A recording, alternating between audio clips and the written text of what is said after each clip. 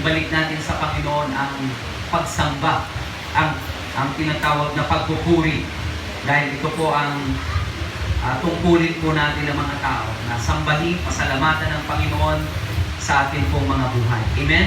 At sa araw-araw ng buhay natin, nararanasan po natin ang kadakilaan ng Panginoon.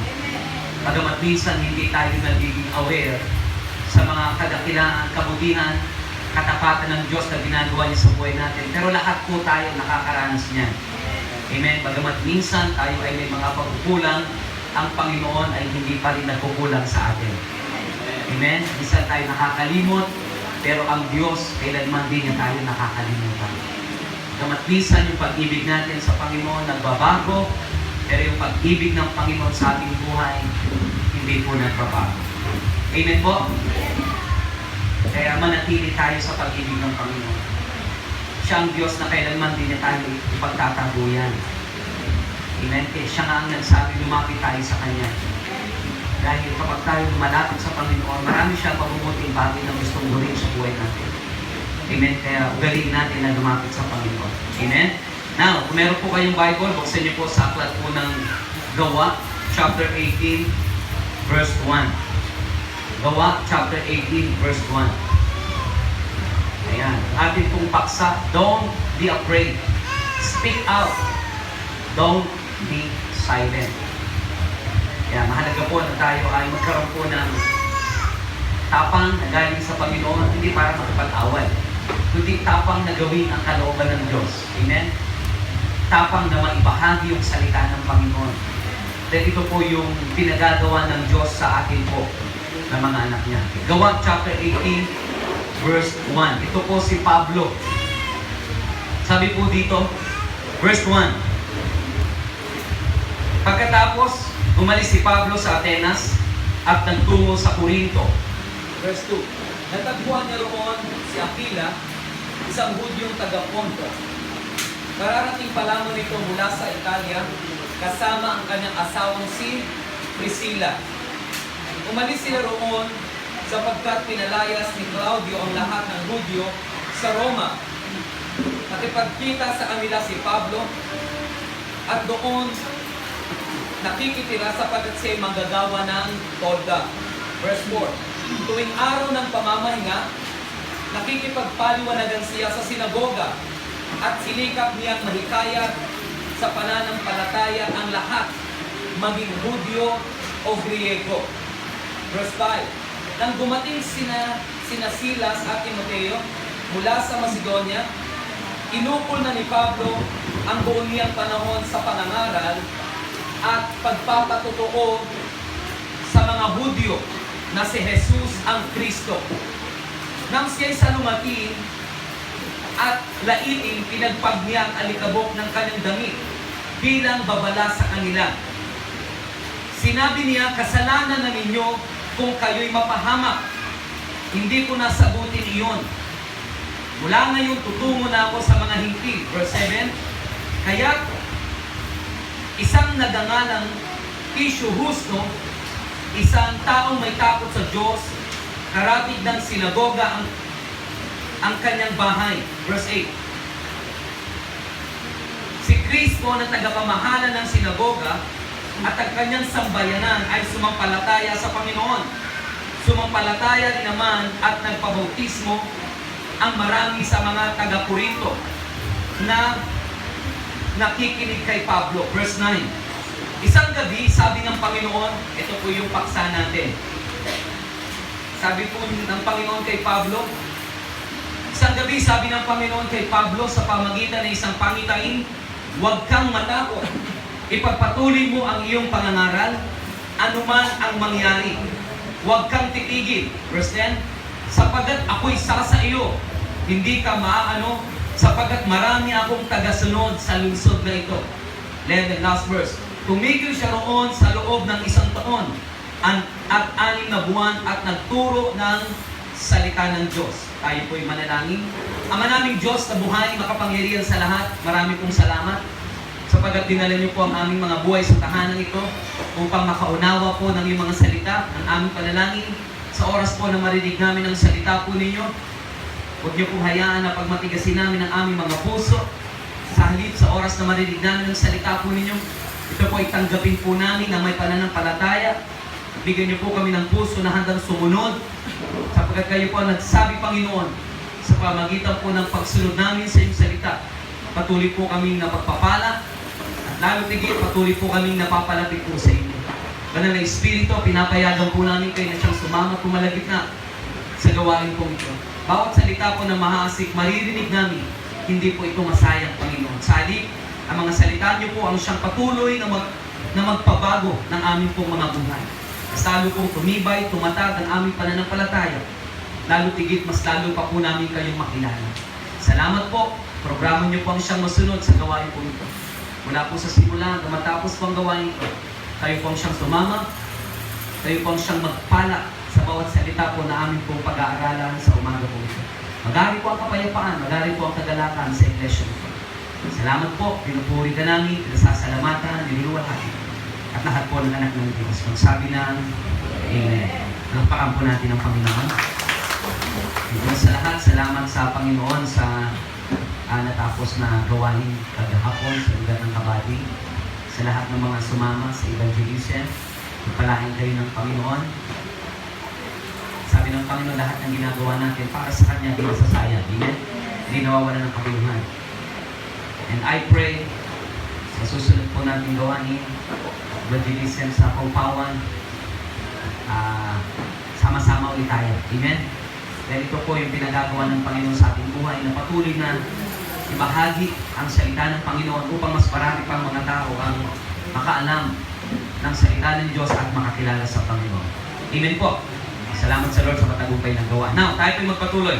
Ano po ang ating paksa? Don't be afraid, speak out, and don't be silent. Ito po yung pinagagawa ng Panginoon sa ating pong buhay sa panahon po ngayon.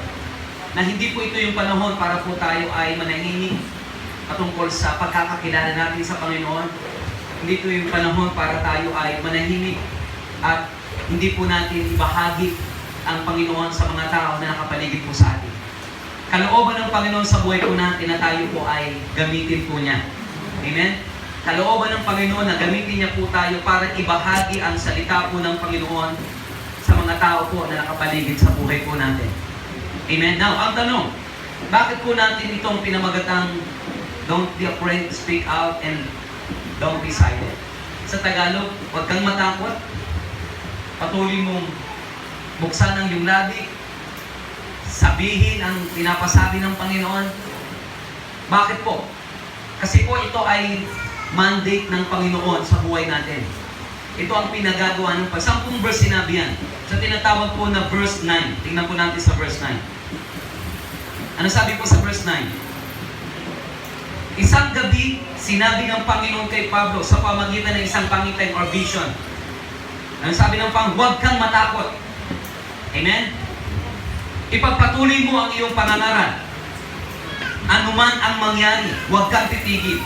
Verse 10, sapagkat ako'y sa iyo, hindi ka maano, sapagkat marami akong tagasunod sa lungsod na ito. Ano ang nais ng Panginoon sa buhay po ni Pablo? Siya ay gamitin ng Panginoon para mas marami pong mga tao ang maligtas. Amen? Si Pablo ay gamitin ng Panginoon upang mas marami pang mga tao ang makaalam ng kaligtasan. Naunawaan po ba natin? Ang tanong, paano kung walang Pablo na mangangaral ng salita ng Diyos at magpapaalam ng salita ng Diyos sa mga tao? Ano pa pwedeng mangyari? Maraming taong ignorante patungkol sa kaligtasan. Maraming mga tao ang pwedeng mapahamak. Amen? Kaya yung mandate ng Panginoon, yung pinagagawa ng Panginoon, ay kailangan gawin. Amen po. Yung pinagagawa ng Panginoon, kailangan gawin po ito upang masunod po natin yung kalooban ng Diyos sa atin pong mga buhay. Amen? At isa po sa strategy po ng kaaway sa buhay po natin, tayo po ay gusto niyang manahimik. Gusto ng kaaway na huwag tayo magsalita patungkol sa kabutihan ng Diyos na ginawa niya sa ating mga buhay. Gusto ng kaaway na huwag nating sabihin sa mga tao kung gaano kalawak at kalalim ang pag-ibig ng Diyos sa kanila pong mga buhay. Kaya ano po ang gagawin ng kaaway sa buhay po natin? Tayo po ay gagawin ng kaaway na busy sa maraming bagay. upang hindi natin mabigyan ng pansin o atensyon yung pinagagawa ng Panginoon. Amen? Kaya yung pagiging abala sa maraming bagay ay strategy ng kaaway upang hindi natin magawa yung mandate. Hindi natin magawa yung assignment natin bilang mga Kristiyano. Tayo ba yung mga Kristiyano? Tayo ba yung mga born again Christian? At ang mga born again Christian na mga Kristiyano ay may pinagagawa ang Panginoon. At ang pinagagawa ng Panginoon, ito po yun. Don't be afraid, speak out, don't be silent. Ito yung mandate, ito yung assignment. Amen? Kaya maunawaan po natin kung gaano po kahalaga na ito po ay malakaran po natin pong lahat. Ano pong ginagawa ng kaaway? Gusto ng kaaway na manahimik tayo? Wala makaalam ng katotohanan. Amen? Bakit? Anong gusto ng kaaway? Maraming tao maging ignorante patungkol sa kaligtasan. Gusto ng kaaway, maraming wag makaalam ng kaligtasan. Amen? At lalo tigit gusto ng kaaway o ng demonyo na marami pong mapahamak. Hindi lamang po yun, ang diablo po, marami po siyang gagawin para po tayo ma-distract at hindi natin mabigyan ng focus, yung mandate, yung assignment, yung pinagagawa ng Panginoon. Amen? Sabi mo nga sa katabi mo, may pinagagawa ang Diyos. Bawat isa po sa atin, dapat malinaw sa ating puso-isipan na may pinagagawa ang Diyos sa ating mga buhay. At ang pinagagawa ng Diyos sa buhay po natin, alam ng Panginoon, tutulungan niya tayo. Sasamahan niya po tayo. Amen? Kaya na sinasabi ni Lord, huwag tayong matakot. Kailangan humakbang tayo ng tinatawag na may pananampalataya upang magawa natin, malakaran natin yung pinagagawa ng Panginoon. Ang tawag po sa atin, we become a channel of blessing. Tayo ay magiging daluyan ng pagpapala ng Panginoon. Tayo magiging daluyan ng kaligtasan. Tayo magiging daluyan para makarating ang salita ng Diyos sa ibang mga tao. Amen? Sino po dito naniniwala lahat tayo po ay ligtas na? Parang hindi pa po. Dahil kung tayo ay ligtas na, may buhay na walang hangganatan, dapat may nakakaalam niyan. Amen? Dapat may mga tao po na nakakaalam na merong kaligtasan na dapat po nilang matanggap at dapat po nilang maranasan sa kanila pong mga buhay. Ano po ang gusto ng kaaway? Manahimik tayo. Huwag tayo magsalita patungkol sa kabutihan ng Diyos, patungkol sa pag-ibig ng Diyos sa ating mga buhay. Gagawa ang kaaway ng mga kaparaanan para tayo ma-distract upang hindi po natin mabigyan ng focus yung assignment, yung mandate, yung pinagagawa ng Diyos sa ating pong mga buhay. Amen? Gagawin niya tayong busy sa ibabaw ng mundo ito para po hindi natin magawa yung pinagagawa ng Panginoon. Amen? Kaya mahalaga po na maunawaan po natin bilang mga anak ng Diyos, merong pinagagawa ang Diyos sa buhay natin. Katulad po kay David. Ano sabi po ng awit 23 verse 4? Sabi ni David, when I walk through the valley of shadow of death, I will fear no evil, for you are with me. Ang sabi po dito, for you are close beside me. Bagamat si David ay dadaan sa madilim at masalimuot na tinatawag na mga kabundukan, alam ni David kung sino yung kasama niya. Kaya niya sinasabi, hindi ako matatakot. Amen? Then alam niya, meron siyang kasama. Kaya kapag may pinagagawa ang Diyos sa buhay natin, huwag tayong matakot dahil meron tayong kasama. Sino ang kasama natin? Ang Panginoon. Pag ginawa mo ang pinagagawa ng Diyos, hindi ka pababayaan ng Diyos, sasamahan ka ng Diyos, tutulungan ka ng Diyos, palalakasin ka ng Diyos. Bakit? Yung ginagawa mo, yung pinagagawa niya. Amen? Pero kapag ang ginagawa natin ay hindi yung pinagagawa ng Panginoon, matakot po tayo. Dahil hindi tayo doon sasamahan ng Panginoon. Hindi tayo doon pagpapalain ng Panginoon. Are you listening? Pero kapag ang pinagagawa ng Diyos, ang ginagawa natin, ang sabi ni David sa tinatawag na Psalm 23 verse 4, napakaganda po nito. Sabi niya, even when I walk through the valley of shadow of death, I will not be afraid, for you are close. Bigyan ko ito ng pansin. For you are close beside me. Yung word po na close beside me, alam ni David na katabi niya ang Diyos. Habang lumalakad siya sa madidilim na bundok. Amen? Habang nakakaranas siya ng mga pagsubok, mga problema sa buhay, alam niya kasama niya ang Panginoon. Naniniwala po ba tayo na kasama natin ang Panginoon? Kaya dapat po ang katotohanan na may lagay natin sa ating isipan, hindi tayo nag-iisa. Sabi mo nga sa katabi mo, hindi ka nag-iisa. Kasi po kapag tayo ay nasa panahon na parang puro pagsubok, problema, nasa valley of shadow of death, puro kadiliman ang mga nangyari sa buhay natin, ang unang-unang pandarayan ng dyablo sa atin, nag-iisa tayo. Amen? Pero ang sabi ng Panginoon, hindi tayo nag-iisa. Nasa tabi natin siya. Kung bakit po pakiramdam natin at nag-iisip tayo na parang ang layo ng Diyos sa ating mga buhay dahil hindi natin ginagawa yung pinagagawa ng Diyos sa ating buhay. Hello? Kaya nakakaranas po tayo ng parang pakiramdam natin nag-iisa tayo. Hello? So sabi mo ulit sa katabi mo, hindi ka nag-iisa. Amen? Ang Panginoon ay laging handang sumama sa atin. May kausap po ba ako? Kaya sabi ni David, hindi ako matatakot. Kahit saan ako magpunta. Kahit nasa madilim na bundok ako pumunta. Kahit maraming kaaway na nakapaligid sa akin. Hindi ako matatakot. Bakit? Alam niya, kasama niya ang Panginoon. Amen? Alala niyo po ba ng mga bata pa tayo? Pag tayo po ay dumadaan sa dilim, tapos kasama mo, tatay mo, nanay mo, may pangamba ba? May pangamba po ba kayo? May takot po ba? Bakit? Alam nyo, merong protector sa tabi nyo. Alam nyo na merong unang-unang mag-iingat sa inyong buhay. Amen? At ang inyong mga magulang yun. Ganun po yung dapat mailagay natin sa isipan natin. Sa bawat pinagdadaanan natin sa buhay, lalong-lalo na habang ginagawa natin yung kalooban ng Diyos, di tayo dapat matakot. Bakit? Ang Panginoon, sasamahan niya po tayo. Pero matakot tayo kapag ang ginagawa natin, hindi pinagagawa ng Panginoon. Bakit? Hindi tayo sasamahan ng Panginoon doon. Hindi tayo pagpapalain ng Panginoon doon. Hindi tayo pagtatagumpay ng Panginoon doon. Kaya dapat malinaw sa atin yung pinagagawa ng Panginoon sa atin. Ano yung pinagagawa ni Lord? Number one, huwag tayong matakot. Amen? Huwag tayong matakot. Na ano po? Na makapag-witness, makapag-testify, ibahagi ang salita ng Diyos, ibahagi ang kaligtasan sa mga tao na nakapaligid po sa atin pong mga buhay. Amen?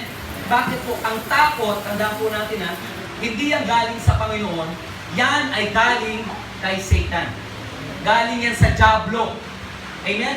Kapag nagsimula tayong taliman ng takot, magsisimula tayong maparalyze at hindi na natin sundin gawin yung pinagagawa ng Diyos sa buhay ko natin. Amen? Amen po. Matatakot tayong ma-reject. Matatakot tayong ma-disappoint. Hello?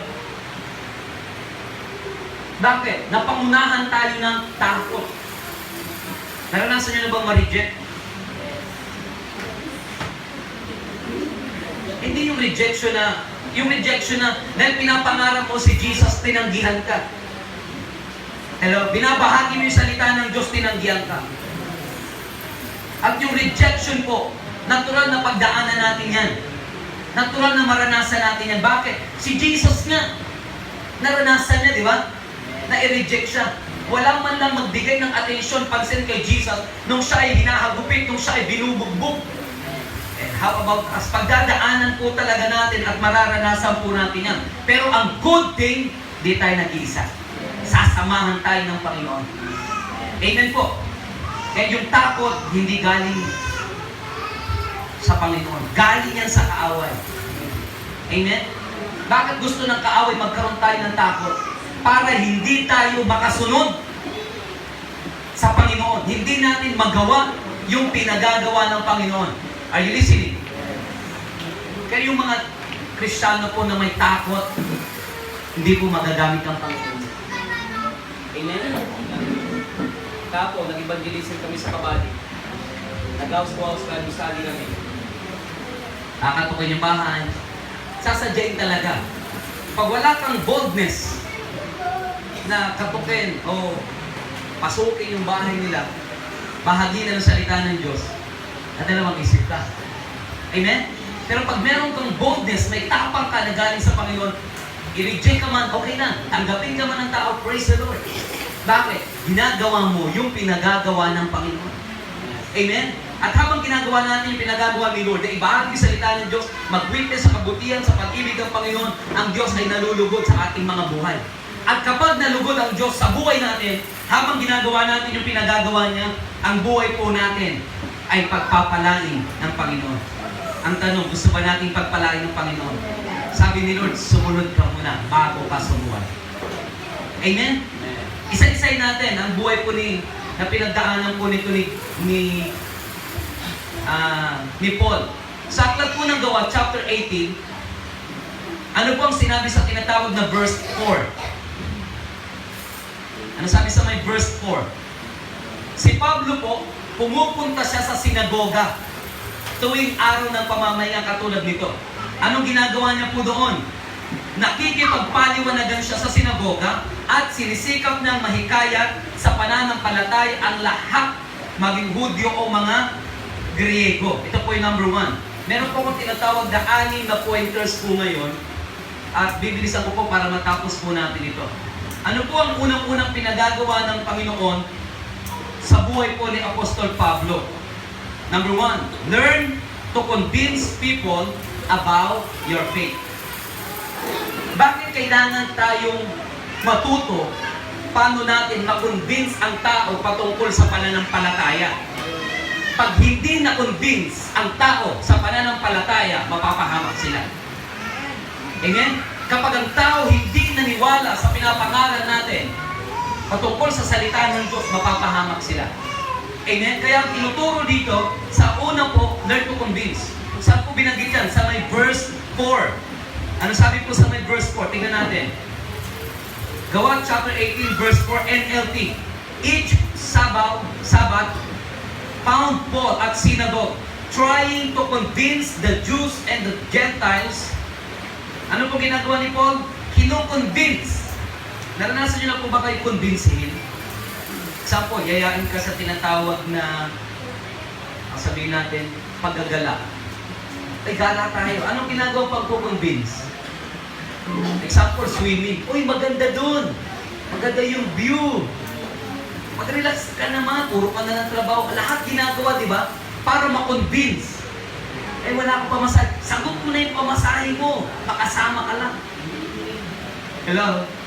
It means, ang dami natin ginagawang pamamaraan, ma-convince lang natin yung tao, maisama lang natin yung isang tao sa gusto nating pagdalahan o pagyayaan sa kanya. Amen? And si Paul, ginagawa ni Paul nang i-convince ang mga Hudyo, ang mga Griego, para matutong sumampalataya sa Panginoon. Now, paano ba natin nakukonvince ang tao para sumampalataya? Sa pamagitan ng pagbabahagi ng salita ng Panginoon. Amen? Kaya bilang mga anak ng Diyos, maunawaan po natin, ang mandate ng Panginoon sa atin to convince people. Paano natin sila i-convince? Sa pamagitan ng pagbabahagi ng salita ng Panginoon. Tandaan nyo, hindi maniniwala ang tao sa pananampalataya o sa Panginoong Yesus kapag hindi sila nakarinig at nakaunawa ng salita ng Diyos. Kaya kailangan talaga may mangaral po sa kanila. Amen? Kailangan talaga nila maunawaan yung salita ng Panginoon. At si Pablo, tuwing linggo, araw pa, may isa siya pupunta sa sinagoga. Ano po sa sinagoga? Ang sinagoga, dito po kadalasan pumupunta ang mga tao para makinig ng salita ng Diyos. Amen? Doon sila pumupunta. Pero ang nangyari po sa loob po ng sinagoga, meron tinatawag na pagdidibate. Hello? Bakit meron tinatawag na pagdidibate sa loob po ng simbahan? Sa tinatawag na sinagoga? Dahil kailangan nilang i-defend yung kanilang pananampalataya.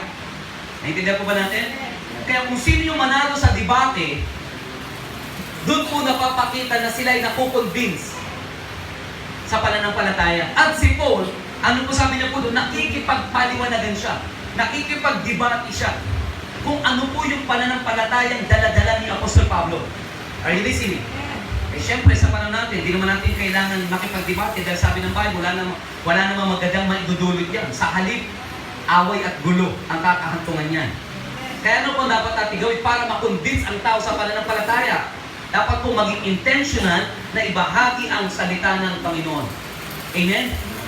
Kung paano may mga taong pinadala ang Diyos sa buhay natin para makarinig, makaunawa tayo ng salita ng Diyos. Now, ito yung turn natin para ibahagi talaga natin yung salita ng Panginoon. Sabihin talaga natin sa kanila na may Diyos na nagmamahal sa kanilang buhay, na merong pangako ang Diyos na buhay na walang hanggan. Amen po ba? At ito po, ang katotohanan, to convince people, it's not easy. Tama? Hindi madali makonvince ang tao patungkol sa pananampalataya. Bakit? Meron na silang tinatawag na old belief. Lahat ng tao may mga kanya-kanyang paniniwala sa kanyang sarili. Hello? Maaaring tama yun, maaaring mali yun. Naintindihan po ba natin? Bakit? Bago po dumating sa atin ang katotohanan ng salita ng Diyos, saan ba galing tayong pananampalataya? Saan? Sa maling pananampalataya, maling paniniwala. Amen? Example ako, ang tinatawag na tinamulatan ko pananampalataya, Katoliko. Amen? Hello? Yun ang kinamulatan ko. Ngayon, nung tinuro sa akin ang salita ng Diyos, doon ko na unawa, naintindihan na ito pala ang tama at totoong paniniwala. Amen?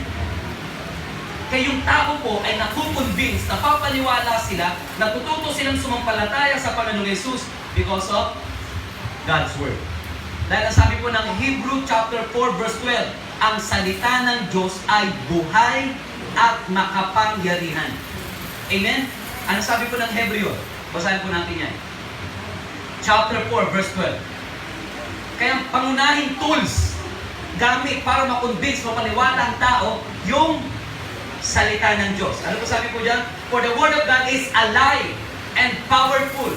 It is sharpened than sharpened two-edged sword, cutting between soul and spirit. Yung tinatawag na God, yung sinasabi po, the Word of God is alive. Pag ang salita ng Diyos, ipinangaral yan, may espiritu po yan. Amen? Kasi yung salita ng Diyos, pag pinangaral yan, sasamahan niya ng espiritu ng Diyos at bubuhayin sa ating mga espiritu. Amen? Naintindihan po ba natin? Kaya yung salita ng Diyos, buhay. May kapangyarihan. Kaya yung buhay natin, di ba natin namamalayan, unti-unti nagkakaroon ng pagbabago. Unti-unti tayo nagkakaroon ng pagkakakilala sa Panginoon. Unti-unti tayo natututong sumunod sa salita ng Panginoon. Bakit? Because of God's Word. Amen? Kaya nga sabi ng Isaiah, kapag ang salita ng Diyos dumating sa buhay natin, ang unang-unang nakakabenepisyo tayo. Ang buhay natin nababago, ang buhay natin napagpapala, ang buhay natin nakakatanggap ng panibagong pag-asa, panibagong kalakasan, dahil yung salita ng Diyos ay buhay. Amen? Kaya dapat yung salita ng Diyos ay ipangaral. Amen? At sa pangaral sa salita ng Diyos, hindi katulad ng pangaral ni Pastor. Kung ano yung alam mo, ibahagi mo sa iba. Amen? Mahirap kasi ituro, ipangaral yung hindi mo alam. Amen? Example, para madali natin tinatawag na maunawaan. Hindi ka marunong magluto, tapos magtuturo ka. Kamusta kaya? Tuturo ka. Okay, alika, tuturuan kita example, adobong manok. Ganito magluto. Manok muna. Hindi ko alam kung anong klase. Pag hindi ka marunong, tapos magtuturo ka, what will happen? Masisira lang. Amen? Hindi nakakatulog. Kaya kung ano yung alam mo, yung kakaunti natin alam, yun yung ibahagi mo. Ang tanong, ano yung alam natin? Ikaw lang nakakaalam yan. Alam mo ba paano maligtas ang tao? Yun ang isabihin mo sa tao, ituro mo sa kanila. Sumampalataya ka sa Panginoon, sisi, tumalikod sa kasalanan. Alam mo bang manalangin? Parang hindi natin alam manalangin. O ituro mo. Ganito manalangin. Alam mo manalangin, kaya mong ituro yun. Kasi hindi mo kaya ituro ang isang bagay na di mo alam. Tama po ba? Example, magtuturo ka ng motor. Di ka naman marunong magmotor. Ano pwede mangyari sa tuturuan mo? Pwede madisgrasya, pwede ka pang mapahamak. Are you listening? And say, kung ano lang yung alam mo na salita ng Diyos, yun lang ituturo mo sa tao. Sasabihin sa tao. Amen? Kung alam mo na ang Diyos ay nagpapagaling, dahil naranasan mo, pinagalitan, sabihin mo sa tao, alam mo, ako rin nagkaroon din ako ng sakit. Kasi sumampalataya ako sa Panginoon, ito, gumaling ako. Kung alam mo paano ka pinagpapala ng Diyos, Ituro mo sa tao paano pagpalangin. Hello? Alam mo, pinagpapala kami. Una, faithful kami sa pagbibigay ng aming ikapunan. Bibigay kami ng aming handog. Lilingkod kami sa Panginoon. Pangatlo, hinahawakan namin ng maayos ang aming pananalapi. Binabudget namin ng tama. May discipline sa tinatawag na pera. Kasi kahit gano'ng kalaki ang kita kung walang discipline sa pag-budget mo, tinahape. Kahit gano'ng kalaki ang income mo, kung walang discipline, tamang pag-manage ng pera, ano pwede mangyari? Ang tawag doon, one day millionaire. Diba? Ngayon, bukas, ngayon mayaman, bukas, wala, mahirap na naman. Bakit? Walang discipline pagdating sa pananalapi. Kaya kung ano yung alam mo, yun ang tuturo mo. Amen? Yun ang isasabihin mo sa tao. Amen? Kaya pangunahing tools, pangunahing gamit para makonvince, maniwala ang tao. Wala iba kundi ang Word of God. Pangalawang tools, yung ating life testimony, yung buhay mo. Kasi ang tao lagi nakatingin sa atin. Amen? Tayo ang unang-unang nilang tinitignan. Are you listening? Kaya yung buhay natin, dapat pagsikapan po natin na maging mabuting halimbawa. Kasi pag tayo nakitaan nila, naging ilaw at asin sa kanilang mga buhay, sila ay makukonvince. Amen? Kung dati ang buhay natin walang direksyon, ngayon nagkaroon ng direksyon at binahagi na natin sila ng Word of God, do you think hindi sila makukonvince? Makukonvince. Maniniwala sila sa Panginoon na kinikilala po natin. Are you listening? Kaya yung buhay po natin ay isang tools para ang mga tao po ay matuto rin sumampalataya at kumilala sa Panginoon. Amen? Kaya ingatan po natin ang atin pong mga patotoo. Amen? Para wala po kausap. Ingatan po natin yung ating mga patotoo na huwag itong masira. Amen po ba? Kaya hindi madaling mag-convince ng tao para sila kumilala sa sumampalataya sa Panginoon. Pero kapag alam natin gamitin ang tools, yung Word of God, yung buhay po natin, praise God, sila po ay makukonvince. Sila ay sasampalataya, sila ay kikilala sa Panginoon. At ito po yung ginagawa ni Apostol Pablo. Amen? Pumupunta siya sa sinagoga, nakikipagpaliwanagan, nangangaral salita ng Diyos. At what happened? Sa lugar ng sinagoga, sa Corinto, may mga sumasampalataya at kumikilala sa ating Panginoon. Amen? Kahit one verse lang, i-share mo sa kapitbahay mo, ang laking bagay niyan. One verse. Meron ba kayong life verse sa inyong buhay? Pangako ng Diyos na pinangawakan ninyo? Hello? Philippians 4, sabi ni Lord, do not worry about anything. Instead, pray about everything. Yun lang, napakagandang promises ni Lord yun. Eh, ang daming tao ngayon nababalisa, di ba? Ang daming tao ngayon, ang daming alalahanin. I-share mo yung isang verse na yun. Ang laking impact sa buhay nila nun. Hello? Hindi naman kailangan napakaraming verses ang gagamitin. One word. One verse. Na buhay sa puso mo, sa buhay mo. Kapag share mo sa kanila yon, praise God, ang buhay po nila pwedeng makonvince at sumampalataya sa ating Panginoon. Number 2, Paul spent all his time preaching the Word of God. Saan po binanggit po yan? Sa tinatawag po na Gawa 18 verse 5. NLT. Ano sabi po dyan? And after Silas and Timothy came down from Macedonia, ano ginawa ni Paul? Paul spent all his time preaching the Word of God. He testified to the Jew that Jesus was the Messiah. Nakita niyo po?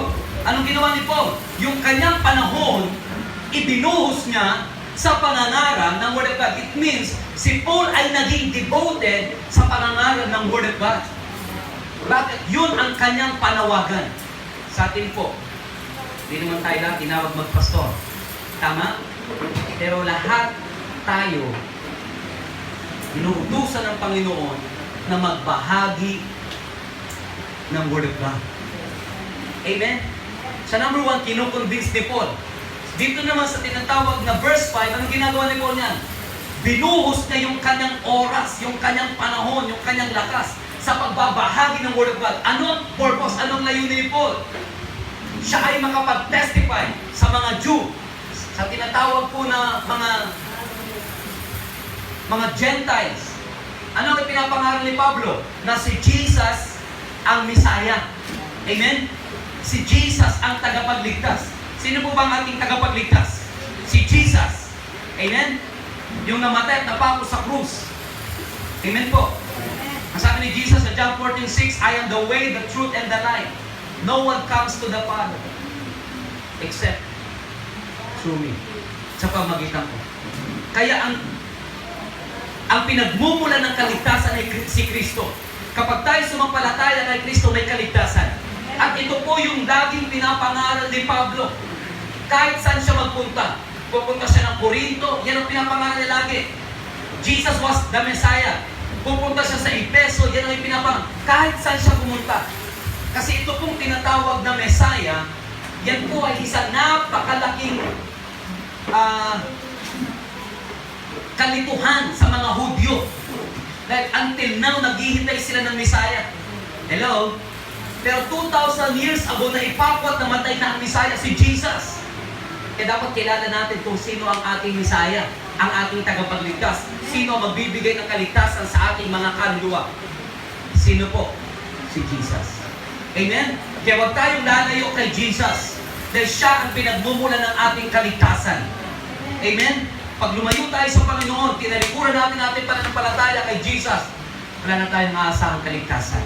Amen? Kaya ano pong ginawa ni Pablo? Sa tinatawag na verse 5, itinalagan ni Pablo yung kanyang buhay sa pangangaral ng Word of God. Tayo po, hindi naman tayo lang tinawag magpastor. Kasi ang tinatawag na pagdidedicate ng buhay sa pangangaral sa salita ng Diyos ay unang-una pangunahin ministry ng pastorya. Hindi tayo lahat tinawag magpastor, pero lahat tayo inaatasan ng Panginoon na magbahagi ng salita ng Panginoon. Amen? Amen po ba? Ano po ginagawa ni Pablo po dito? Sa tinatawag na verse 5, Paul spent all his time preaching the Word of God. Talagang intention, pinapangaral niya ng Word. Bakit kailangan ipangaral ng Word? Kasi sabi ng Romans, faith comes by hearing and hearing by the Word of God. Kaya dapat po tayo, hindi tayo nagsasawang makinig, mag-aral ng Word. Kasi the more tayo na nakikinig, nag-aaral ng salita ng Diyos, yung ating pananampalataya lumalago, yumayaman. At mas lalo natin nakikilala ang Diyos. Kaya pag sinabing how great, dapat may masasabi ka. Pag inaawit how great, ano nasa isip mo pag inaawit how great? Buhay ang Diyos. Then until now, kahit may problema, may pagsubok, nakakapagpatuloy ako sa buhay. How great dahil pinagpapala ko ng Panginoon. Kahit ang daming mga bilihin na mahal. Hello? At pag sinabi natin, how great, meron tayong masasabi na mabuti ang Panginoon, di na kami pinababayaan. Di na kami pinagkukulang. Are you listening? At ito po si Pablo. Bilang mga anak ng Diyos, dapat po tayo maglaan ng oras para talagang ibahagi ang salita ng Diyos. Kaya kapag meron po tayong tinatawag na evangelism, sabihin mo sa katabi mo, sumama ka. Alam niyo po kung bakit? Malaking patutuo sa mga tao na nakakakita sa atin, yung iglesia yun, nakakaisa sila na mag-spread ng gospel. Amen? Hello? Kaya nga kagahapon, umayo kami sa Kabati, sabi ng mga tao, ang dami niyo pala. Nag-house to house. Amen? Kaya pag may mga, pastor, wala akong gagawin. Alam niyo yung pagsama ng isang patutuo na yun. Na ikaw ay tumatayo sa iyong pananampalataya, pinapatutuo mo si Kristo sa iyong buhay. Di ka man na nangangaral. Pero ikaw ay nakikisa sa gawain na yun. It means, willing ka na mag-testify sa pangalan ng ating Panginoong Jesus. Hello? Ano po yung number one? Paul convince. Unang ginagawa ni Paul, kinukonvince niya ang mga tao. Number two, naglalaan siya ng oras para talagang pangaralan ng mga tao, bahagi na ng Word of God. Anong intention ni Pablo? Makaalam ang mga tao na si Jesus ang Messiah. Amen? Malaman ng mga tao na walang ibang tagapagligtas, kundi sino po? Si Jesus. Amen? Now, how about us? Ano ang ating ipapatutuo patungkol kay Kristo? Si Paul, ang pinapangaral niya, Jesus was the Messiah. Naunawaan ni Pablo na si Jesus ang tagapagligtas. Alam na rin natin si Jesus tagapagligtas. Amen? Pero sa personal mong buhay, anong ipapatutuo mo? Sa personal mong karanasan kay Jesus, Ano ang iyong patotoo? Ikaw lang po ang tinatawag na nakakaalam niyan. Amen? And number 3, si Paul ay hindi lang nag-i-stay sa isang lugar. Pag nireject siya sa isang lugar, hindi siya tinanggap ng tao. Anong gagawin ni Pablo? Hindi siya nagmumukmuk at umiiyak. Pupunta na naman siya sa ibang lugar at patuloy siyang mangangaral ng Word of God. Number 3, sabi ni Paul, from now on, I will go preach to the Gentiles. Acts 18 verse 6. Ano sabi po dito sa Acts 18 verse 6? Ano pong ginawa dito kay Pablo? Sa pangangaral ni Pablo na si Jesus ang Messiah, hindi siya tinanggap. Hindi siya pinaniniwalaan. Kung kayo po nangangaral, hindi kayo pinaniniwalaan. Magpapatuloy pa rin ba kayong mangaral? Pag nagpatuloy ka pa, nagsasayang ka lang ng ayaw ka naman paniwalaan eh. Amen? Nireject ka na, hindi ka na tinanggap sa isang bahay o sa isang lugar. Ang dapat mong gawin? Lipat ka ng ibang lugar. Anong ginawa po dito sa tinatawag na 18, verse 6? Nang siya'y salumatin at nahitin ng mga tao. It means ayaw siyang paniwalaan. Hindi lang siya ayaw paniwalaan, nilalait pa siya ng mga tao. Nagsasalita pa sa kanya ng di magaganda. Kaya, anong ginawa niya? Ipinagpak niya ang alikabok ng kanyang damit bilang babala sa kanila. Kasi po, binigyan tayo ni Lord ng authority to bless and to curse. Bilang mga anak ng Diyos, binigyan tayo ng Panginoong kapangyarihan para pagpalain ng tao at sumpain ang tao. Ang ginawa ni Pablo dito, anong sinabi niya? Ang ginawa niya, ipinagpag niya. Bakit ipinagpag niya yung kanyang damit? Kasi sa panahon po nila, hindi naman simento ang kanilang dinadaanan. Lupa. Hello?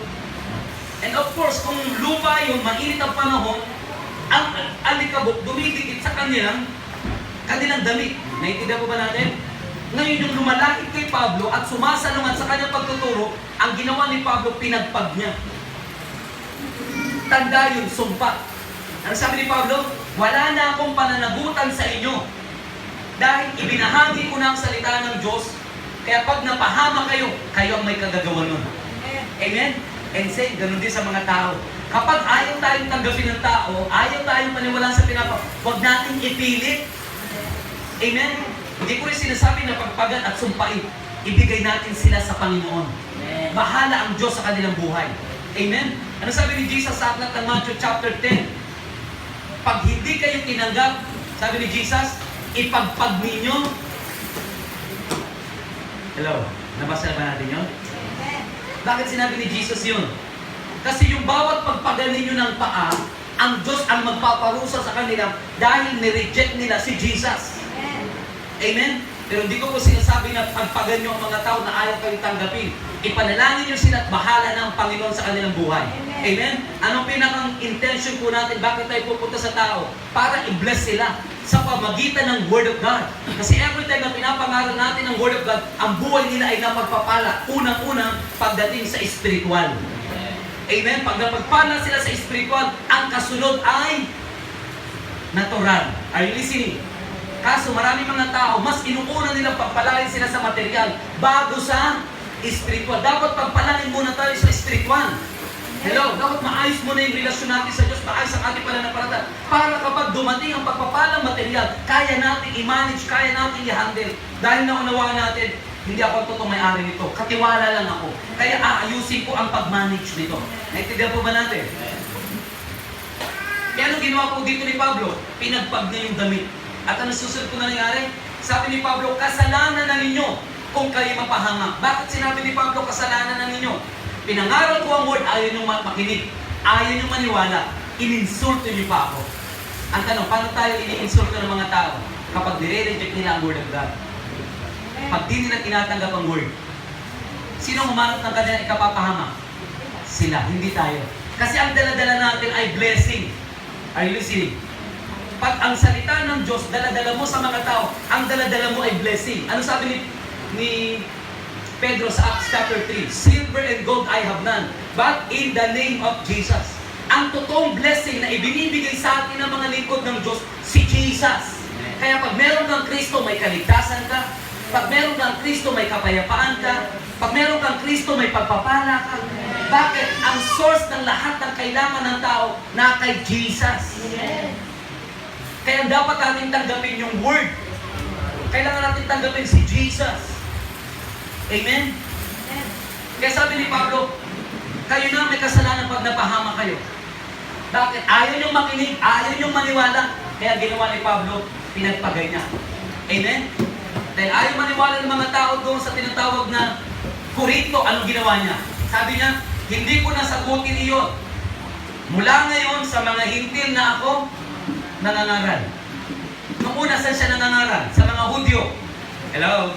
Dahil ayaw siya tagapin ng mga Hudyo, ayaw siyang paniwalaan. Sa pinapangaral niya si Jesus ay Messiah, tagapagligtas, saan siya pumunta?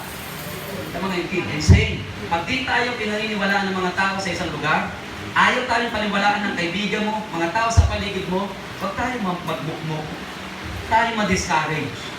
Amen? Bakit? Hindi sila ang right person para sa'yo. Hello? Yun ang katotohanan. Kasi ang nagko-connect ng buhay natin ay ang Panginoon. Siya ang nag-ordain na magkakilala tayo. Hindi aksidente na nagkakilala tayo. Naniwala po ba kayo doon? Yes. Hindi aksidente. Si Lord ang nagtatagni-tagni ng aking buhay para makilala ko si Mark, para maging kapatid ko si Pastor Lito. Siya ang nagkukunik-kunik. Kaya nung hindi tinanggap si Paul sa tinatawag na Korinto, na pinapakaralan niya mga Hudyo, saan siya pumunta? Sa mga katulad natin. Ang tawag sa atin ay mga Gentiles. Pag pinag-uusapan ng Gentiles, ang ibig sabihin ay mga makasalanan. Kaya pumunta si Paul sa Gentile. Anong ginawa niya ron? Ang aral pa rin ng Word. Nakita niyo po yung pinakang nakalagay sa utak ni Paul kahit saan siya pumunta? Naiintindihan niya yung pinagagawa ng Diyos sa kanya. Mangaral ng Word of God. Ipaalam sa mga tao yung kaligtasan upang sila'y makaalam ng kaligtasan. And same with us. Amen? Pag hindi tayo tinanggap, hindi tayo pinaniwalaan, ano dapat natin gawin? Alisan natin. Punta tayo sa iba. Katulad kahapon, nag-house kami. Ang daming mga bahay nag-reject sa amin. Okay lang yun. Diba? Okay lang yun. Sabi na iba, Pastor, may gagawin kami sa iba na lang. Okay. Pero ang tanong, sino naghanap ng ikapapamak nila? Sila. Eh, pananagutan pa ba tayo sa kanila? Wala na. Bakit? Pumunta ka na doon para bahagi na sila ng word, ayaw makinig. Amen? Ayaw paniwalaan. At ganoon din po sa loob ng simbahan. Kapag ang word, pinahintulutan ng Diyos na marinig natin, at hindi natin sinunod, tayo rin po hindi pagpapalain ng Panginoon. Pero kapag ang word narinig mo, naunawaan mo, sinunod mo, ikaw rin ang pagpapalain ng Panginoon. Amen? Kaya yung Word of God ay kailangan makarating sa mga tao. Amen? Ang sabi ko po dito, dapat pagdating sa rejection, masanay na tayo dito. Kasi si Jesus nakaranas ng napakaraming rejection. Kahit tayo. Ako, bago ako magpastor, bago ako maging Kristiyano, ang daming beses sa akin nag-share ng word. Ang daming beses ko rin tinanggihan. Ang panahon dyan. Kayo ba? Ganun din? O ako lang? Di ba po? Minsan siya sabi, wala akong panahon dyan. Maliban na lang kung talagang laki kang sa isang Kristiyano pamilya, wala kang choice. Amen? Ang daming beses sa akin tinanggihan ng word. Ang daming beses sa akin tinanggihan si Jesus, direct si Jesus. Kaya pag tayo naman po nababahagi ng salita ng Diyos, asahan na po natin, may mga tao talagang i-reject tayo. Pero hindi tayo dapat ma-discourage, hindi tayo dapat tinatawag na panghinaan ng loob. Sa halip, anong gagawin po natin? Humanap tayo ng mga bagong oportunidad para mabahaginan ng Word of God. Saan pumunta si Paul? Sa mga Gentiles. And saying, pag hindi ka tinanggap ng kaibigan mo, hindi ka tinanggap ng mga kapitbahay mo na binabagi naman ng Word, ayaw kang pakinggan, ayaw kang paniwalaan, sa kapupunta sa mga Gentiles. Puntahan mo pa yung mga di mo pa napupuntahan. Hello? Bakit pa sa natin gagawin yun? Dahil ang intention natin, sila ay makaalam ng salita ng Diyos at sila ay makatanggap ng kaligtasan. Amen? Next. Acts chapter 18, verse 8. Kung dito sa verse 16, sa verse 6, walang tumanggap kay Pablo. Amen? Hindi siya pinaniwalaan, ininsulto siya, pero anong ginawa niya sa susunod na verse? Tinatawag po na verse 8. Ang sabi sa verse 8, si Crispo na tagapamahala ng sinagoga at ang kanyang sambayanan ay nanalig rin sa Panginoon. Marami ang mga taga-Corinto na nakarinig kay Pablo at sumampalataya at kung sa may verse 6, may nag-insulto, may hindi naniwala, dito naman, ano nangyari? Ano po nangyari dito sa verse 8? Yung leader ng sinagoga at ang kanyang buong pamilya ay naniwala sa pangangaral ni Pablo at sila'y natutong Anong lesson? Kung may hindi naniniwala, may naniniwala din. Amen? Kaya pag hindi ka pinaniwalaan, pag masiraan ng loob, pag ma-discourage, hanap ng iba. Bakit? Merong Panginoon na ikukuli ka sa mga taong gusto ng Diyos din na makakilala at makaalam ng katotohanan. At ito na po yun. Yung pamilya po ni Crispus, leader ng sinagoga. Habang pinagugulay-gulayan ko yan, paano kaya kung ang leader po natin dito sa tinatawag na binayuyo ay sumampalataya sa Panginoon? Ano pwede mangyari? Mas lalong marami ang maliligtas. Bakit? Kung nalaman niya ang kaligtasan, do you think sasarili niya lang yun? Ipapaalam niya rin yun sa mga nasasakupan niya. Amen? Pero sino ang starter? Si Pablo. Amen? Kaya unawaan po natin mabuti mga kapatid. Hindi tayo dapat tumigil at ma-discourage pag may mga taong tinatanggihan tayo, ayaw tayong paniwalaan. Pumunta tayo sa mga Gentiles. Pumunta tayo sa mga tao hindi pa nakakaalam ng salita ng Diyos, hindi pa nakakakilala sa Panginoon. Di ba pinapin? Ito na. Ano sabi po dyan? And everyone in his household believed in the Lord. Ang buong pamilya ni Crispus ay sumampalataya sa Panginoong Yesus. Bakit sumampalataya? Dahil ipinangaral ni Pablo yung salita ng Diyos sa pamilya po niya. Amen? Anong lesson niya? Kung ang ating pamilya hindi pa mananampalataya at ikaw ay mananampalataya, ikaw ang gagamitin para bahaginan sila ng Word of God. Amen? Pero kung meron ka namang konting hiya, takot, pero dapat ma-overcome mo. Amen? Halimbawa, kaarawan mo. Maraming strategy para makarinig sila ng Word. Birthday mo. Kaysa mag-celebration lang, invite mo si pastor, invite mo yung mga leader, para mag-share ng Word bago mag-celebrate ng birthday mo. Amen? Anong purpose mo? Para makarinig sila ng Word at makalam sila ng kaligtasan at makakilala sila sa Panginoon. Kaso bakit ba kailangan ibahagi ang Word? Kasi napakahalaga ng kaligtasan. Ito po yung hindi natin dapat ma-miss. Dahil pag na-miss mo yung salvation, walang hanggang regrets. Walang hanggang pagsisisi ang ating kakahantungan sa apoy ng impyerno. Amen? Kaya habang may panahon, may pagkakataon pa, dapat tayo ay gamitin ng Panginoon para mag-share ng Word of God para sila rin ay maligtas. Sila rin ay makakilala sa Panginoon. Kaya ano po yung tema? Don't be afraid. Speak out. Amen?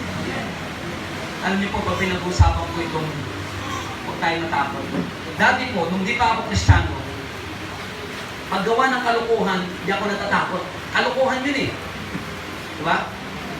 Ngayong mabuti itong gagawin, bakit ka ba tatakot? Tama ba? Eh kung sa paggawa ka ng kalukuhan nun, ang kapal ng mukha ko nun eh. Hello? Napapahiya ko dahil sa kalukuhan ko. Ito pa, mabuti itong pinagagawa ni Lord. Di ba ni mapahiya ko para sa ang mahalaga, may pangarap ko ang Word. Amen? Ilang minuto ka lang naman mamumula sa hiya. Pagkatapos nun, lilipas din. Ang nakakalungkot, wala kang ginawa para ipangaral ang Word of God. Wala tayong ginawa para makaalam ng kaligtasan ng mga tao sa paligid natin. Tandaan natin, isusulit natin sa Panginoon ang bawat salita ng Diyos na naririnig ko. Amen? Hindi aksidente, naririnig po natin ito. Are you listening? Ano pong lesson po nito, mga kapatid? Number 1, convince people. Amen? Number 2, preach the gospel. Are you listening? And number 3, I will go preach to the Gentiles. Pupunta ako sa mga Gentiles. And number 4, many others in Corinth also heard. Ano nangyari po sa kanila? Sila'y sumampalataya at nagpapautismo. Emphasize ko po yung baptize. Sumampalataya sila kay Kristo, kinilala nila si Kristo bilang tagapagligtas. Pero kapag nagpabaptize, nagpabautismo sa tubig, ibang usapan na yan. Bakit? Pag ikaw ay nagpabautismo sa panahon nila, ibig sabihin, handa kang mamatay para sa iyong pananam. Lalo na kapag inuusig ng mga Romano ang mga Kristiyano. Pwede silang hulihin, pwede silang bugbugin, pwede silang ipako sa krus, pwede silang ipakain sa leon. Pero anong ginawa po ng pamilya ni Crispus? Sumampalataya, nagpabautismo. Amen? Kaya yung baptism, dapat maintindihan natin yung kahalagahan niyan. Pag nagpabautismo ka sa panahon na yun, ibig sabihin, handa kang mamatay para sa iyong pananampalataya. Handa kang mamatay para sa Panginoong Jesus. Kaya sa panahon nila, hindi basta-basta ang magpabautismo. Ngayon sa atin, okay lang, kahit saan magpabautismo, sa ilo, kahit saan, kitang-kita naman, hindi ganun kabigat yung persecution sa atin. Pero sa kanila, pag nalaman nilang Kristiyano ka, katulad po sa China, pero tinatawag na underground Christian church. Pinagbabawal sa China ang Bible, pinagbabawal ang Christianity sa China, kaya ang daming Kristiyano ay nakakulong sa China. Bakit sila nakakulong? Dahil pinipersecute sila because of gospel o sa salita ng Panginoon. Ang iba sa kanila hinahagupit, ang iba patay na nga. Sila yung mga martir sa pananampalataya dahil naiintindihan nila yung baptize. Amen? Kaya pagka ang tao nilubog sa tubig, yun po ay sumisimbolo po ng kamatayan. Amen? Death. At pag-ahon sa tubig, hindi na ikaw mabubuhay para sa buhay mo.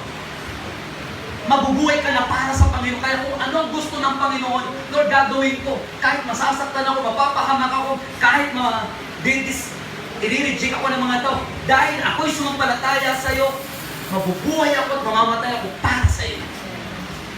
Naintindihan po ba natin? Pero mga Kristiyano ngayon, hindi ganun. Maraming Kristiyano ngayon, haya-hayang buhay. Hindi binabalyo ang pangangaral ng salita nito. Hindi binabalyo ang pag-abot ng ibang tao. Basta sila nag-church, basta sila ligtas na, okay na yun. Nakalino ang bigat kadalasan? Nasa pastor. Trabaho ni pastor yan. Mali. Trabaho natin lahat. Kaya sabi ng Matthew 20, go ye and make. Hindi na sinabihin, Pedro, ikaw lang hahayo ang yung tinatawag na 11. Hindi sila hahayo. Kaya kung tayo ay alagad ng Panginoong Jesus, ang tungkulin natin is to go. Amen? Pupunta tayo sa mga tao, babaginan natin sila ng Word of God, ipapatotoo natin si Kristo, ipapaalam natin ang katotohanan, ipapangaral natin ang Word of God upang sila ay makatanggap ng kaligtasan. Amen? Makilala nila ang Panginoon sa kanilang buhay. Naintindihan po ba natin? Kaya kung may mga tao hindi naniniwala, may mga tao rin maniniwala sa atin. Amen? Panglima, ito po yung maganda. Kapag may pinagagawa ang Diyos sa buhay po natin, mahalaga po, meron tayong naririnig mula sa Panginoon. Amen? Ano sabi ng Panginoon kay Pablo? Dahil inuusik si Pablo, siya ay pinagbabantaan ng mga tao na papatay, ikukulong. Ano sabi ng Panginoon kay Pablo? Sa tinatawag po na verse 9. Ang sabi ng Panginoon kay Pablo, don't be afraid. Sabi mo nga sa katabi mo, huwag kang matakot. Huwag kang matakot na magbahagi ng word sa kaklase mo, sa kumari mo, sa kumpare mo. Amen? Don't be afraid. Speak out. Ano sabi sa Tagalog? Sa Tagalog. Hallelujah. Verse 9. Isang gabi sabi ng Panginoon, sa pamagitan ng isang huwag kang matakot. Ano pa sabi? Ipagpatuloy mo ang problema kung hindi pa nangangaral. Magsimula ka ng mangaral at ipagpatuloy mo. Amen? Hindi lang ipagpatuloy ni Pablo. Ano bang sabi? Ang sabi ko dyan, huwag kang matakot, ipagpatuloy mo ang iyong pangangaral, anuman ang mangyari. Hello? Bakit sabi ng Panginoon, si Jesus, huwag kang matakot, ipagpatuloy mo ang pangangaral, anuman ang mangyari. Bakit? Gusto ng Diyos na lahat ng tao maligtas. Gusto ng Diyos na lahat ng tao makarating sa kalangitan. Kaya pinapalakas ng Panginoon si Pablo na magpatuloy sa pangangaral. At ang sabi, huwag tumigil anuman ang mangyari.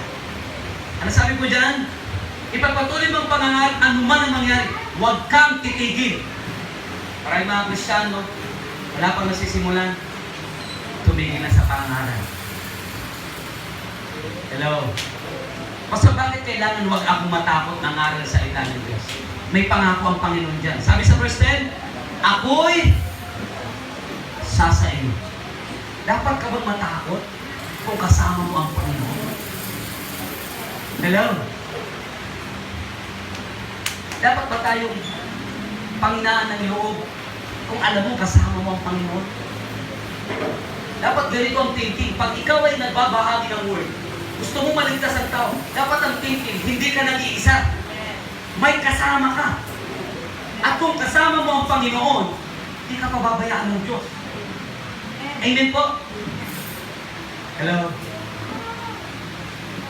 Kaya sabi ng Panginoon, I am with you. Kaya pag ginagawa natin yung kalooban ng Diyos, sagot tayo ng Panginoon. Amen? Alam niyo yung pangangailangan mo, sagot ng Panginoon.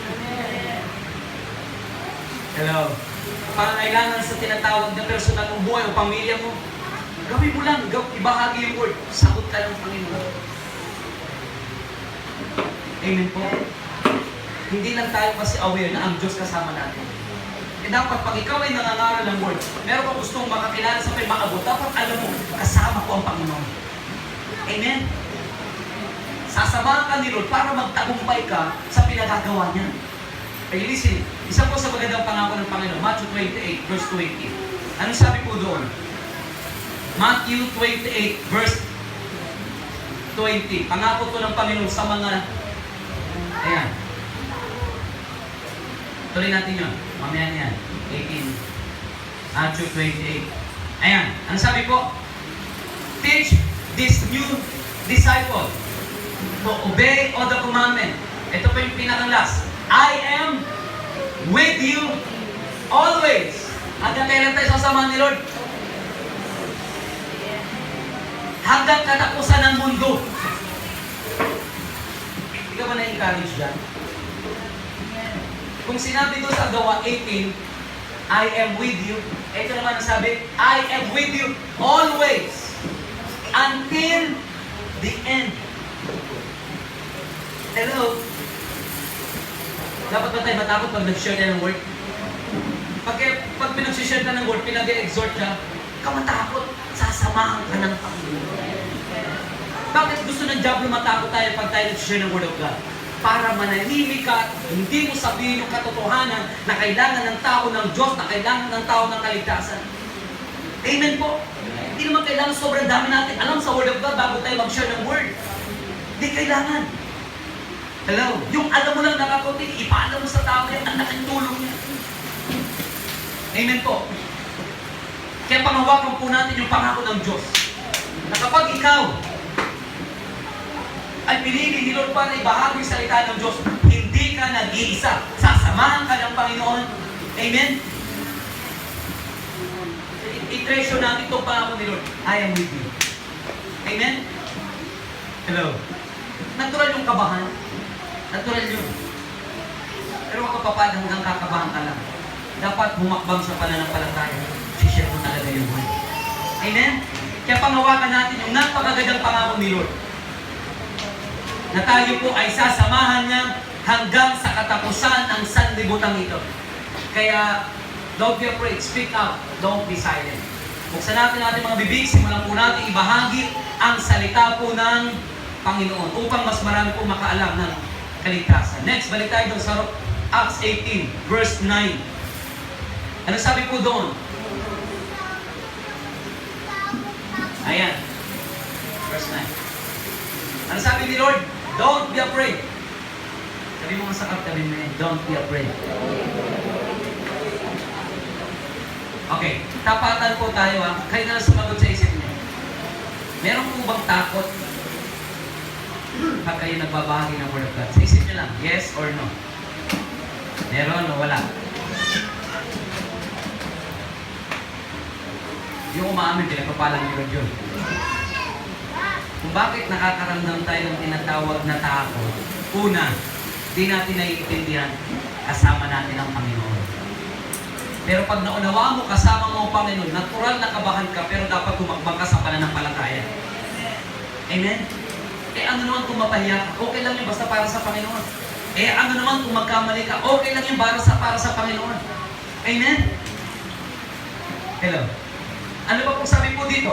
Verse 10. Sabi sa verse 10? 18 verse 10. Ito yung pangako. For I am with you, and no one will attack and harm you. Kasi ang daming gustong pumatay kay Pablo. Ang daming gustong saktan siya. Pero may pangako ni Lord, no one. Bakit? Habang pinagdilingkuran mo ako, sinusunod mo yung pinagagawa ko sa iyo, nandyan ang aking pag-iingat. Iingatan kita. Amen? No one will attack and harm you. Amen? Bakit gusto ni Lord na huwag tumigil si Pablo mangaral? Huwag siyang matakot mangaral. Sabi ni Lord, for many people in this city belongs to me. Eh dapat sa Binayuyo, huwag tumigil yung mga nangangaral. Dahil maraming mga tao sa Binayuyo ang para sa Panginoon. Ganoon din sa Kabading. Ganoon din sa Paupawan. Saan man tayo dalahin? Huwag tayong tumigil mangaral. Bakit? Maraming mga tao para sa Panginoon. Tandaan po, ang mga tao hindi para sa demonyo. Ang mga tao ay para sa Panginoon. Kung bakit sila napupunta sa kaaway, sa demonyo, dahil walang nangangaral ng word sa kanila. Walang umaabot sa kanila. Amen po ba? I pray tayo po gamitin ng Panginoon para sila makaalam ng katotohanan at sila ay makatanggap ng kaligtasan. Amen? Ang sarap kaya pagdating ng panahon, kapila tayo sa kaharian ng langit. Di ba? Tapos, tatanggap tayo ng corona. Na-imagine po ba? Pero sabi ng Panginoon, lahat tayo tatanggap ng gantimpala base sa ating ginawa sa Panginoon. Habang tayo nakapila, biglang may lalapit sa'yo, tatapik sa'yo. Kapatid, maraming salamat. Kung hindi dahil sa'yo, wala ko ngayon dito sa langit. O anong gusto niyong marinig? Yung kapatid ko lagi nasa church. Hindi man lang ako sinabihan na may impyerno. Hello? Yung kaibigan ko, kilala niya pala si Jesus. Hindi man lang ako binababalaan na may impyerno. Mamili kayo, anong gusto niyo doon? Kung meron sa'yo lalapit, tatapik sa'yo, kapatid, salamat. Pinagtyaga mo akong bahaginan ng word. Pinagtyaga mo akong paalalahanan. Kaya ngayon, nandito ako sa area ng langit. Amen? Mga kapatid, tandaan niyo po, pansamantala lang ang buhay natin dito sa mundo. Pansamantala lang. At pinuwento ko po sa inyo, di ba, nakarang, galing po kami ng Cagayan. Pastor po ng Cagayan, Pastor Chris. Isang buwan lang ang nakalipas. Ang saya-saya pa namin nung nasa beach kami. Kwentuhan, kainan. Pagkatapos sa isang buwan, habang nagdadread siya, heart attack. Patay. Hawak ba natin ang buhay natin? Make sure pupunta ka ng langit. Amen? Kaya paglilingkod sa Panginoon, kailangan seryosohin. Ang pananampalataya ay kailangan seryosohin. Bakit? Ang kaligtasan ay one by one. Hindi yan by one take one. Pastor naman ako, sama ko na si Sayo. Sabi ni Lord, kailangan sumampalataya ng anak mo sa akin. Hello? Kaya ano dapat natin gawin? Huwag magsawa na bahagina ng word. Paalalahanan. Amen? Hello? Kaya magsawa. Bakit, Pastor? Ang sabi ni Lord dito sa last verse 10, marami akong tagasunod. Amen? Marami akong anak dito. Kaya huwag kang ma-discourage, huwag kang tumigil na ibahagi ang salita ko. Amen po ba? Panguli po, praise God. Ang anim. Anong ginawa ni Paul? Sa tinatawag po na Gawa 18, verse 11. Dahil tinanggap si Pablo doon ni Crispus at ang kanyang pamilya, anong ginawa ni Pablo? Tumigil siya roon at ipinangaral niya ang salita ng Diyos sa loob ng 1 taon at 6 na buwan. Bakit nag-stay si Pablo doon? Pwede naman, sumampalataya na, umalis na kagad. Kailangan ma-disciple ang mga Kristyano. Kaya pag nasolve natin ang tao tumagal kay Kristo, huwag na tayo kagad mag-celebrate. Pwede pang bumackslide yun. Pwede pang mamatay yun. Yung tinatawag na spirito niya. Anong kailangan? Bakit siya nag-stay doon? Nag-disciple. Ang disciple niya, si Crispus at ang kanyang buong. Kaya sa church, kailangan magpa-disciple tayo. Bakit kailangan magpa-disciple? Upang ang iyong pananampalataya ay matuto kang ipakipaglaban. Amen? Hindi ka lang matutong ipakipaglaban ng pananampalataya, matuto tayong maglingkod sa Panginoon.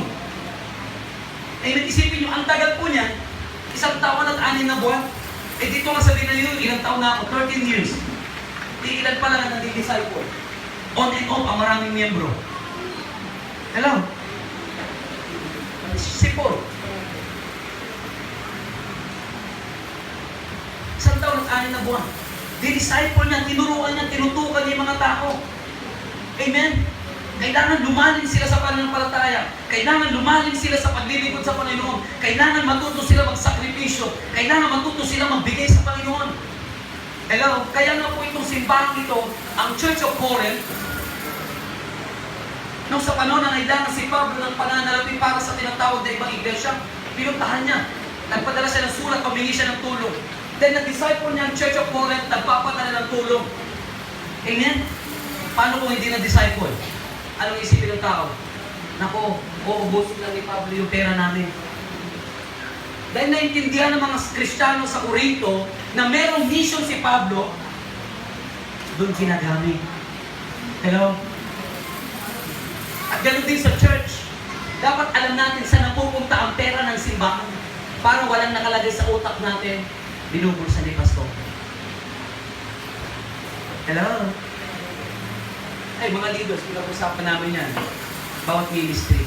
Saan napupunta ito? Saan napupunta ito? Saan napupunta ito? Transparent. Amen? Kasi bilang mga Kristiyano, tungkulin talaga natin ang magbigay sa Panginoon. Amen? Bakit? Kanino ba galing ang pagpapala natin? Dahil sa sarili natin lakas, talino, galing? No! Galing sa Panginoon. Kung wala tayong lakas, wala tayong talino, wala tayong mga kakayanan, wala tayong lahat ng mga pagpapala. Amen? Kaya si Pablo nag-stay ng 1 taon at 6 na buwan. Tinutukan niya, tinuruan niya yung mga tao doon na sumasampalataya kung may kilala natin Kristo.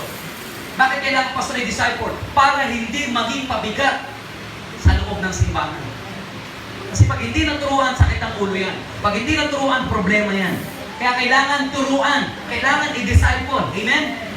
And of course, kailangan ng tinatawag ng both party ng tinatawag na willingness. Si Pablo magtuturo. Yung tinuturuan na kailangan magpaturo. Are you listening? Kaya mahalaga po mga kapatid. Ang 6 na bagay upang tayo po hindi tayo matakot ang bahagi ng salita ng Diyos, hindi tayo manahimik, kundi patuloy natin ipangaral sa salita ng Panginoon. Amen? Number 1, convince people. Convince natin sila. Paano natin sila makakonvince? Sa pamagitan ng Word of God, sa pamagitan po ng ating mga personal na buhay o mga patotoo. Amen? Number 2, Paul spent all his time preaching the Word of God. Naglalaan ng oras si Pablo talaga para ipangaral ang salita ng Diyos. And same with us, yun din po pinagagawa ni Lord sa atin. Number 3, kung hindi tayo tanggapin, paniwalaan ng mga tao sa paligid natin, huwag ipilit. Anong gagawin? Lumipat. Humanap ng iba. Kaya ang ginawa ni Pablo, from now on, I will go preach to the Gentiles. Pupunta ako sa mga Gentiles, doon ako mangangaral. Amen? Ngayon, kung sino yung sumampalataya, tinanggap yung pangangaral mo, tinanggap si Kristo, anong gagawin mo sa kanila? Ayan. Kailangan po silang mabaptize. Kailangan silang ma-disciple. Kailangan silang maturuan. Amen? At panglima, ayan. Mahalaga po ito na mayroon tayong naririnig mula sa Panginoon. Na kung ano sinasabi ng Panginoon, gawin mo lang. Hindi ka papabayaan ng Panginoon. Si Lord ang in-charge sa buhay mo. Kino-challenge ko po kayo. Ako bilang isang pastor, 13 years na po ako nagpapastor. Mula nung nagsimula akong magpastor, hindi ako pinabayaan ng Panginoon. Hindi ako pinagkulan ng Panginoon. Pagamat may mga time na nagpa-fasting ako ng kailangan fasting dahil wala nang pananalapi pangkain, okay lang, survive pa rin ako. Pinakita ni Lord na di siya nagpapabaya. Amen? Hello? Kaya pag ginawa lang natin ang pinagagawa ng Panginoon, sagot tayo ng Panginoon. Hindi tayo pababayaan. Hindi niya pababayaan ng pamilya natin. Amen? Marami tayong mga gusto mangyari sa buhay natin, magandang bagay. Sundin mo ang Panginoon, isusunod niya lahat ng nasa ng puso mo. Sundin mo ang Panginoon. May pangarap mo maganda, mataas ang pangarap mo. Kunahin mo ang Panginoon, isusunod niya ang pangarap mo. Amen? Kaya sa gabi pong ito, mga kapatid, sa oras pong ito, sabi ng Ezekiel, tao, ginawa kitang bantay. Ang narinig mo, ipaalam mo sa mga tao. May narinig tayong Word of God, may naunawaan tayong salita ng Diyos. Ipaalam natin sa mga tao na hindi pa nakakakilala at nakakaalam ng katotohanan. Last verse po, nababasahin ko. Ezekiel, chapter 3, 16 to 17, bago tayo manalangin. Sabi ng awitin, pinili tayo ng Panginoon, tinawag din tayo sa ating pangalan upang ang salita ng Diyos ipalaganap. May kainaan tayo, pero handa tayong palakasin ng Panginoon. Amen? Ezekiel chapter 3, verse 16. Hallelujah. Ano sabi po dito? Sa Ezekiel 3:16. Sabi po dito, pagkaraan ng 7 araw, sinabi sa akin ni Yahweh, ito po si Prophet Ezekiel. 17. Ano sabi ng Panginoon? Ezekiel, anak ng tao, ginagawa kitang bantay ng Israel. Makinig ka sa aking sasabihin at bigyan mo sila ng babala. Kapag sinabi kong tiyak na mamamatay ang mga tao masama at hindi mo sila, ano daw po? Binigyan ng babala upang sila ay makapagsisi, ang mga taong nang iyon ay mamamatay dahil sa kanilang kasalanan. Ngunit, pananagutan mo sa akin ang kanilang kamatayan. Tuloy pa natin pagbasa. Verse 20. Subalit, 20, tama po. Okay. 20, okay, 20 verse. Kapag nagpakasama ang isang matuwid, ilalagay ko siya sa panganib. Mawawala ng kabuluhan ang kabutihang ginawa niya noong una at mamamatay nga siya dahil sa kanyang kasalanan. Kapag hindi mo siya binigyan ng babala, pananagutan mo sa akin ang kanyang kamatayan. Nasabi ng Panginoon, kung ang masasama, hindi mo binabalaan na sila'y mapapahamak, pananagutan natin sa Panginoon ang buhay nila. Pero kapag binabalaan natin sila, pinaalalahan na natin, hindi sila nakinig, wala na tayong pananagutan sa kanila. Amen? Kaya yung lesson po nito, pag may sinabi ang Panginoon sa atin, sundin natin. Dahil ayaw ng Diyos na may mga tao mapahamak. Ni isang tao, ayaw ng Diyos. Amen? Ayaw ng Diyos na mapahamak ka, ayaw ng Diyos mapahamak ko. Kaya tayo binabalaan, pinapaalalahanan. Ano sabi doon? Kung isang tao matuwid ng pakasama, ano mangyayari sa kanya? Yung una niya mga ginawang kabutihan, mawawala ng kabuluhan yun. Pero babalaan mo para magsisi siya, tumalikod siya. Pag ginawa mo yun, di mo siya pananagutan. Maliligtas siya kung magsisi siya sa kasalanan niya. Amen? Kaya sabi ng Panginoon, ginawa tayong bantay para babalaan ang dapat babalaan. Anak natin, di kumikilala kayo, babalaan natin. Asawa, babalaan. Mga kamag-anak, kaibigan, babalaan natin. Mga kapatid, may kaligtasan, may kapahamakan. Amen? Upang ano po, wala na tayong pananagutan sa kanila, anuman ang kahantungan ng kanilang buhay pagdating ng panahon. Amen po ba? Yun po ang pinakang kailangan. Kaya sa oras kong ito, ang mandate, ang assignment na pinagagawa sa atin ito, huwag matakot, ibahagi ang salita ng Diyos. Huwag manahimik. Huwag po tayo, isa po mga estudyante, huwag lang tayo nasa school para mag-aral. Huwag lang para kumuha ng magandang grade. Nasa school ka, share mo yung mga kaklase mo.